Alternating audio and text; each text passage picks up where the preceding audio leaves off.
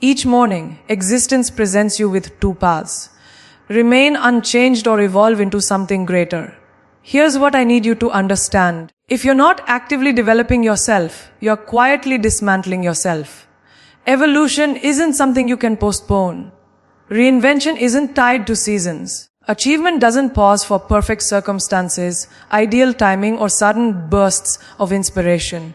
It requires unwavering commitment, persistent movement, and unyielding self-control. Because the reality is simple: transformation begins when you transform, and nobody else will initiate this journey for you. Self-control forms the bedrock of every significant accomplishment. In its absence, aspirations stay theoretical. Commitments crumble into justifications, and capability morphs into squandered gifts. You must recognize that self-control isn't about confinement. It's about liberation. The liberation to transcend inertia, to command your decisions, and to exist with purpose rather than floating aimlessly through your existence. Countless individuals misunderstand self-control as something constraining, something that diminishes their enjoyment, something that complicates living. However, the reality reveals that self-control is precisely the instrument that empowers you to design the existence you desire. It doesn't imprison you. It sets you free. Once you master self-governance, you're no longer held captive by your urges, your emotional states, or your rationalizations. You acquire the capacity to execute, to construct, to persist when everyone surrounding you surrenders. And in a reality where most individuals allow ease to determine their trajectory, self-control becomes your supreme competitive edge. Consider this deeply. How frequently have you promised yourself transformation? That tomorrow would mark the beginning, that you'd rise before dawn, exercise, learn, create, advance.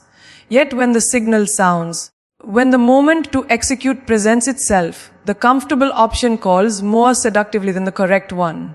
This is precisely where self-control emerges. Self-control doesn't inquire, am I in the mood today? Self-control declares, my feelings are irrelevant, this is my obligation, because emotions are transient. Inspiration evaporates, but self-control constructs patterns, and patterns construct existences. When you embrace self-control, you're not relying on fluctuating emotions or temporary surges of vitality. You're establishing a framework, a cadence, a way of being where achievement becomes unavoidable because execution becomes instinctive. This explains why consistent achievers aren't necessarily the most gifted or the most fortunate. They're simply the most self-governed. Every victor you respect, every influential figure who moves you, every individual who has embodied excellence, they all conquered self-control long before anyone witnessed their outcomes. Self-control is rising when your bed beckons warmth and darkness surrounds you, driving through another repetition when your body begs for cessation, selecting concentration while diversions compete for your awareness. Self-control is rejecting momentary gratification so you can embrace what holds genuine significance for your future. Hey music, and here's what's true. Self-control lacks glamour. It isn't accompanied by applause. It isn't accompanied by validation.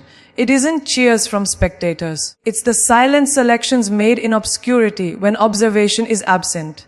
Within those invisible instances, your essence is hammered out, your patterns take shape, and your fate is sealed.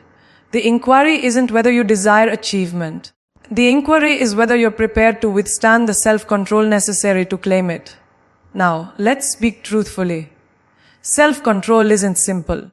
It's not designed to be. If simplicity defined it, everyone would possess the existence they fantasize about. Self-control is disorienting. It demands relinquishment. It will challenge your tolerance, extend your determination, and test your stamina. You'll encounter periods where every part of your essence demands retreat, demands the effortless route, demands capitulation. And this is where most individuals collapse. They mistake disorientation with impossibility. They conclude, if this proves so arduous, perhaps this isn't my calling. No, the reality reverses that assumption. The struggle signals you're advancing in the proper direction. Evolution is disorienting. Transformation is disorienting. But nothing valuable arrives without discipline's crucible. The instant you cease fighting discomfort and begin welcoming it as progress's toll, that's the instant you access a dimension of fortitude and resilience you never imagined possessing. And here's discipline's magnificence. It accumulates. Initially, it feels crushing. The morning alarm feels like warfare. The physical training feels like agony. The fresh patterns seem unsustainable. But if you refuse to fracture, if you continue appearing daily, something extraordinary occurs. Your mind reconstructs itself. Your physique adjusts. Your essence hardens. What previously felt crushing becomes standard. What previously felt burdensome becomes effortless. Self-control converts into ritual. And ritual converts into essence. You no longer must coerce yourself toward difficult tasks because difficult tasks become your nature. This is self-control's concealed strength. It doesn't merely alter your actions. It alters your being. It molds you into someone unstoppable, someone unbreakable, someone who doesn't await ideal circumstances, but who forges perfection through persistence. And if you question this reality, observe those who exist without self-control. They exist in patterns of remorse, pursuing immediate satisfaction and incurring extended consequences. They desire outcomes without sacrifice, compensation without exertion, evolution without suffering. And therefore they remain immobilized, imprisoned by their own deficiency of self-command. The world overflows with unrealized capability because individuals craved comfort above excellence. But self-control is the boundary marker. It's what separates those who vocalize from those who execute, between those who fantasize and those who accomplish. Each time you select self-control, you expand the distance between your current self and your former self. Each time you select self-control, you transmit a declaration to the world and to yourself: I refuse to compromise. I refuse to drift. I refuse to squander my existence. Self-control transcends mere goal attainment. It's about existing in a manner that commands admiration, that emanates intention, that creates an imprint. And everything begins with the straightforward daily selection to execute what requires execution regardless of circumstances. Existence doesn't compensate those who drift. It compensates those who determine. Too many individuals awaken each morning without strategy, without trajectory, without meaning, and then question why years dissolve without genuine transformation. You cannot stumble toward magnificence. You cannot anticipate existing on automatic operation and somehow arrive at achievement. Purposefulness is what distinguishes existing in a life that occurs to you from existing in a life that occurs through you. When you rise each day with purpose, you're announcing to the world, I understand my destination. I understand my evolution, and I refuse to permit diversions to redirect my course. Without it, you resemble a vessel without steering, displaced by wind, tossed by currents, perpetually occupied but never reaching harbor. And here's the reality. Activity doesn't equal advancement. You can circle endlessly for years and still arrive nowhere. That's why intention must drive everything. Purposefulness means you cease abandoning your existence to randomness. It means you cease declaring, I'll observe outcomes, and begin declaring, here's my construction. It's the practice of determining beforehand what holds importance and organizing your day surrounding it.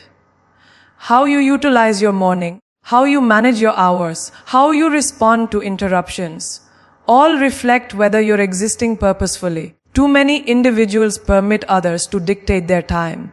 They respond to every alert, accept every request, and exist their lives according to external priorities. But when you exist purposefully, you master refusing what doesn't align with your mission. You master protecting your concentration, designing your timetable, ensuring your vitality flows toward constructing your desired future, rather than feeding diversions you'll eventually regret. Every selection, regardless of size, either advances you toward your vision or distances you from it. Purposefulness sharpens that consciousness. You cannot afford existence without intention because time holds excessive value. Every day that vanishes is irretrievable. Contemplate that momentarily. Your life expends itself whether you're purposeful or not. If you're not deliberate regarding its utilization, your time will be devoured by insignificance. Purposefulness compels you to confront yourself with demanding inquiries. Who do I aspire to become in 12 months? What patterns will sculpt me into that individual? What must I seize today that prevents that becoming? Without those inquiries, you end up laboring intensely but not intelligently. You end up saturating your schedule with tasks that maintain activity, but not effectiveness. Purposefulness eliminates clutter and exposes essentials. It's not about expanding volume. It's about addressing what holds supreme importance. Because magnificence isn't about quantity. It's about precision. Existing purposefully also requires vision's clarity. If you don't understand your destination, how can you possibly advance with purpose? Most individuals don't falter because they lack capability. They falter because they lack clarity. They establish ambiguous objectives like, I want achievement or I want contentment, but never define manifestation. That resembles declaring you want a journey, but refusing to select a destination.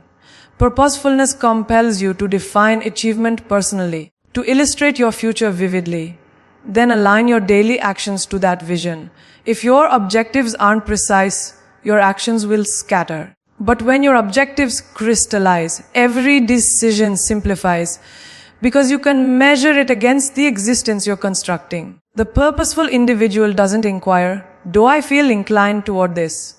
They inquire, does this advance me toward my vision? Purposefulness also transforms how you navigate relationships. Your surrounding circle matters. Are the individuals in your existence pulling you toward your capability, or are they imprisoning you in your history? When you exist with intention, you become selective regarding your circle. You cease expending vitality on individuals who deplete you, divert you, or discourage you. You invest in relationships that stimulate evolution, propel you toward elevation, and maintain your accountability. Purposeful existence means you don't merely drift into harmful environments or remain in situations that contaminate your essence. You deliberately select who occupies your space. Every dialogue, every interaction, every partnership generates impact. And purposeful individuals recognize that impact. They don't gamble with their environment. They curate it. And purposefulness's most powerful aspect is that it converts ordinary days into extraordinary ones. A standard morning becomes a launching platform. A single dialogue becomes a catalyst. A minor decision becomes a pivotal moment. Because when you exist with intention, you're no longer merely surviving. You're creating, constructing, becoming. You don't permit hours to slide through your grasp unnoticed. You extract value from every instant. You measure advancement not through chance but through selection. This is what separates those existing with remorse from those existing with fulfillment. One day you reflect on your existence, and the inquiry will not be how much time you possessed, but how purposefully you existed it. Did you permit life to determine for you, or did you determine for life? Learning isn't something you complete. It's something you embody. Every single day is an educational space, whether you acknowledge it or not. The problem is too many individuals navigate life ignoring the teachings directly before them.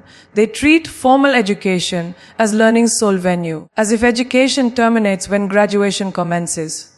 But genuine evolution, genuine wisdom, genuine transformation, those emerge from lifetime learning. If you're not learning daily, you're repeating identical mistakes, recycling identical patterns, and reliving identical failures. You're trapped in cycles because you refuse to absorb the teachings life continuously presents. The world educates you constantly, but the inquiry is, are you receptive? The reality is knowledge surrounds you. It's in literature, in dialogues, in failures, in victories, in silent instances, and in tempests that shake your foundation. But most individuals ignore these opportunities because pride blinds them. They believe they already possess sufficient knowledge. They assume yesterday's methods will suffice for tomorrow.